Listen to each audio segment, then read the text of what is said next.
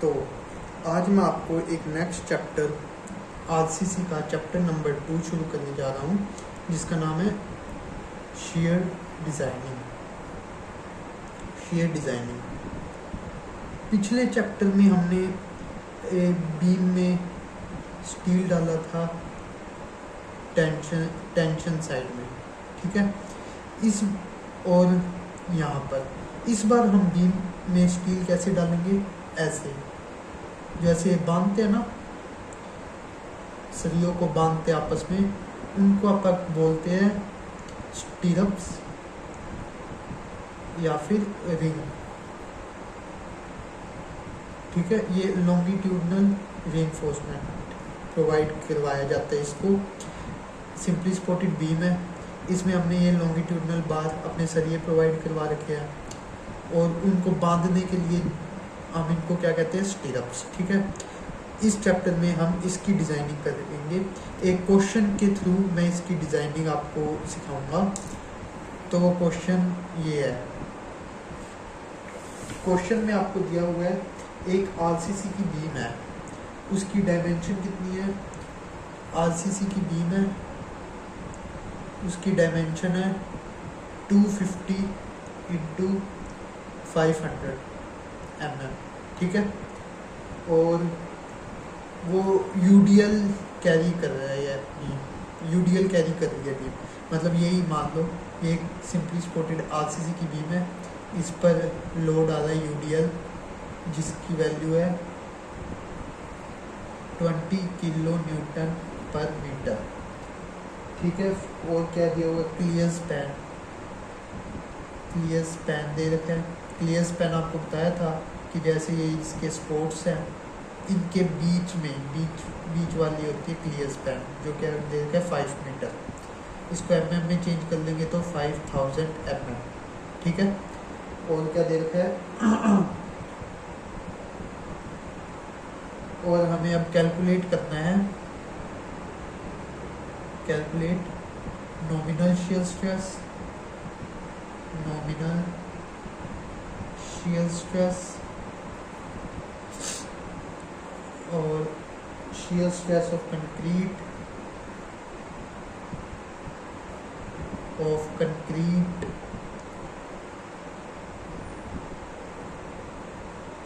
और ग्रेड दे रखी है M20 ग्रेड ऑफ कंक्रीट दे रखा है। हमें बस इतना ही फाइंड आउट करना है, और also find whether shear reinforcement is required। हमें ये भी फाइंड आउट करना है कि shear reinforcement is required or not, ठीक है। ये हमारा एक प्रॉपर पूरा एक क्वेश्चन है shear reinforcement का। इस क्वेश्चन के थ्रू मैं आपको ये shear की डिज़ाइनिंग भी सिखा दूँगा। तो इसका सॉल्यूशन स्टार्ट करते हैं।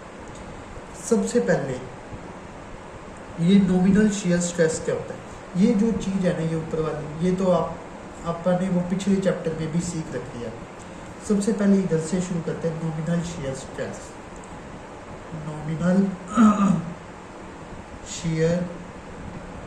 स्ट्रेस।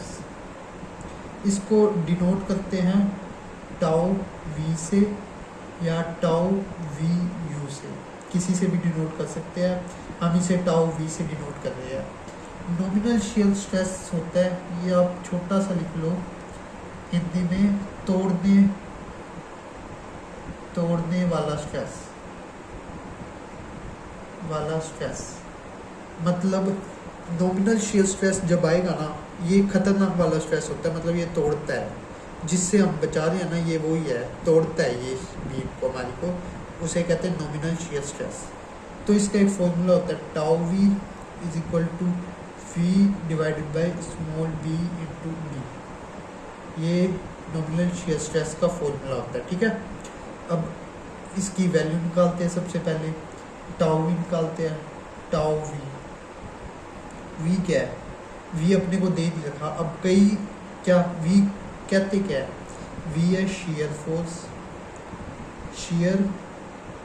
फोर्स, स्मॉल बी है विड्थ, और स्मॉल डी है इफेक्टिव डेप्थ, क्वेश्चन में ये दे रखा है, ये इफेक्टिव है, ठीक है। स्मॉल बी और डी तो आपको पिछले उसमें चैप्टर में पता लग ही गया था। Tau v nominal shear stress जो इस चैप्टर में है, और वी शियर फोर्स। अब कई क्या करते हैं, जो ये दे रखा है ना यूडीएल, इसी को ही वी के इक्वल रख लेते हैं, जबकि ये गलत है, ये वी के इक्वल नहीं है। वी क्या है, we is equal to WL/2, ये मैक्सिमम शियर फोर्स है। मैक्सिमम शियर फोर्स का वैल्यू फॉर्मूला लगा दिया, ये भी आपको याद रखना पड़ेगा। तो इधर से V आएगा जो हम इधर पुट करेंगे। W क्या है, ये है W, ये जो UDL दे रखा है ना, इसको ही कहते हैं W। कितना है, 20 kN/m। L कितना है, ये L एक लिया स्पैन 5 मीटर डिवाइड बाई 2, कितना आ गया। अब V को B और D mm में दे रखे हैं ना, तो हमें W और L को भी mm में चेंज करना होगा। W क्या है, 20 kN/m है ना, इसको न्यूटन पर mm में चेंज करने के लिए 1000 से मल्टीप्लाई कर दो।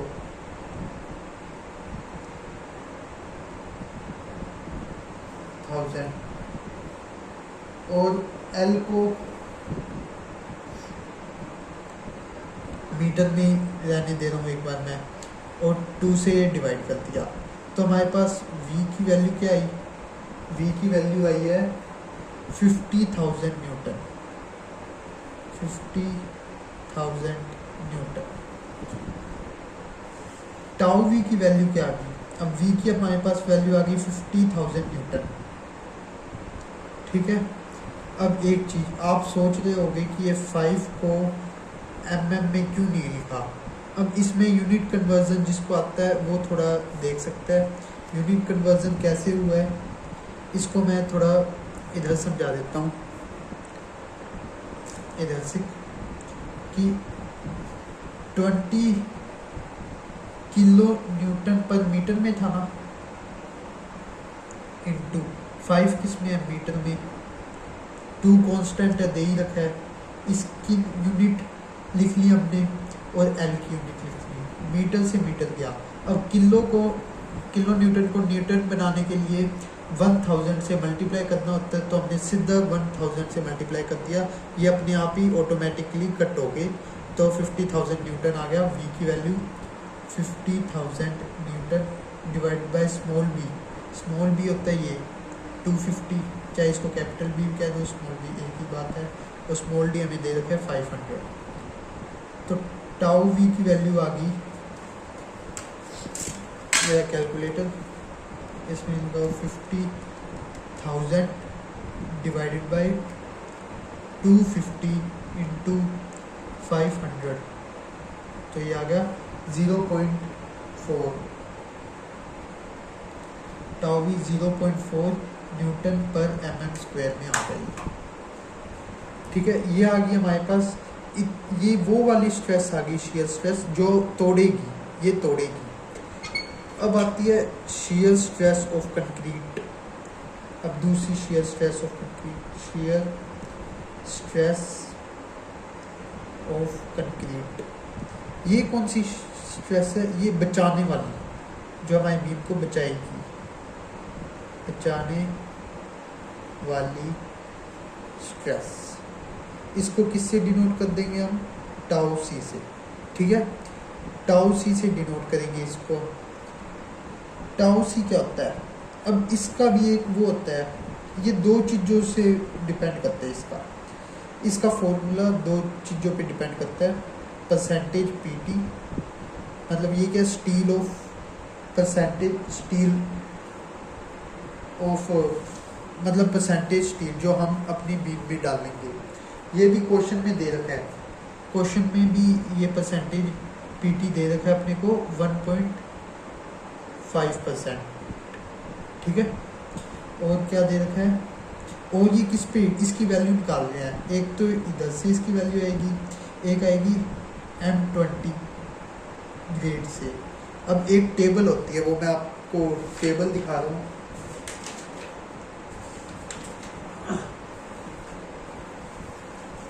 ये एक टेबल है, इधर से हम टाउ सी की वैल्यू निकालेंगे। तो सबसे पहले जैसे हमारा ये क्वेश्चन में परसेंटेज पी की वैल्यू दे रखी है 1.5, तो इधर में 1.5 ढूंढो, ये रहा 1.5, और ग्रेड क्या दे रखी है M20, इधर से M20 ढूंढो, M20 की ग्रेड यहाँ पे है, तो इसके सामने 0 ये रही, मतलब परसेंटेज पी की 1.5 और M20 ग्रेड पे ये जो जहाँ पे मिल रहे हैं ना, तो वो उसकी वैल्यू है 0.45। तो टाउ सी की वैल्यू क्या आ गई, tau c is equal to 0.45 newton per mm square. Tau c value यही है 0.45 न्यूटन पर mm स्क्वायर। अब हमारे पास टाउ सी की वैल्यू भी आ गई और हमारे पास टाउ वी की वैल्यू आ गई। अब बचाने वाली आ गई और ये तोड़ने वाली आ गई, बचाने वाली आ गई। अब आपको ही पता ही होगा, ये तो ऑब्वियस सी बात है। चलो मैं एक बार लिख लेता हूँ, टाउ वी जो तोड़ने वाला है वो 0.4 आया, और टाउ सी जो बचाने वाला है वो 0.45 न्यूटन पर mm स्क्वायर आया, यहाँ पे भी न्यूटन पर mm स्क्वायर। अब ये चीज़ पता ही होगा, जो बचाने वाली है ना, अब इनमें से बड़ा कौन है, इनमें से बड़ा है टाउ सी बड़ा है, ठीक है।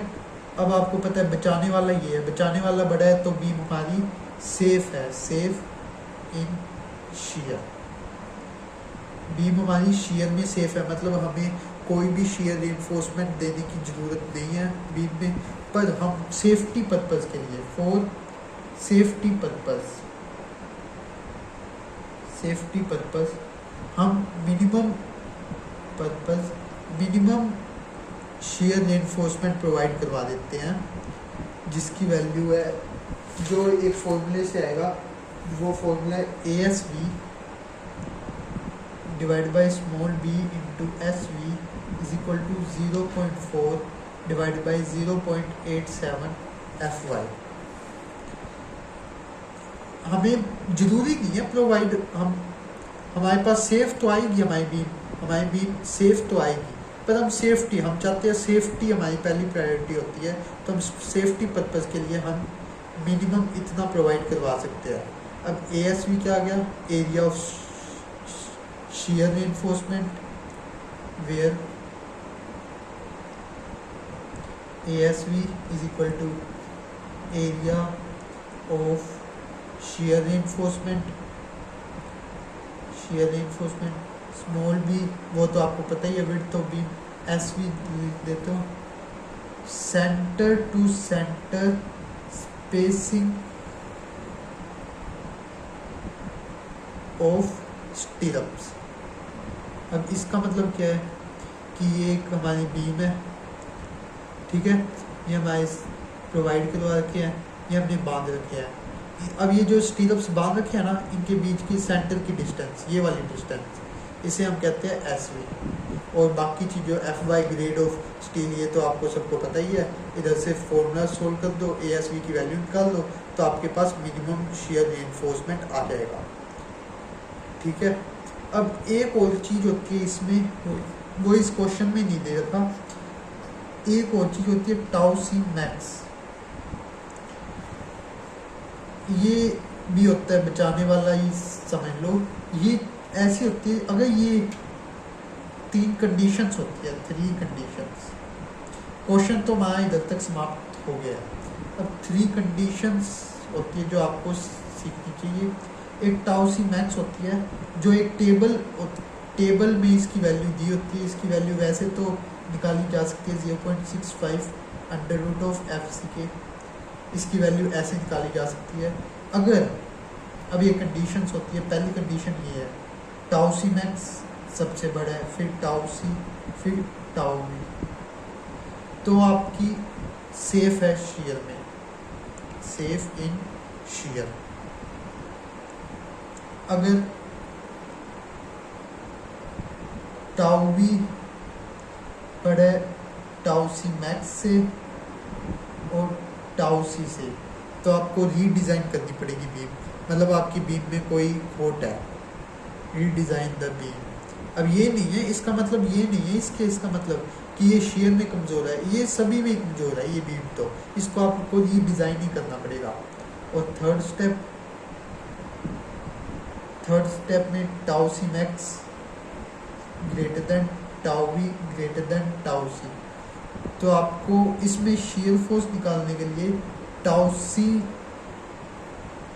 Tau we minus tau C into B D, ये वाला एक बार मैं चेक कर लूँ, हाँ ये सही है, tau we minus tau C into B D, ये आपका शेयर फोर्स निकालने के लिए थर्ड केस में ये होगा।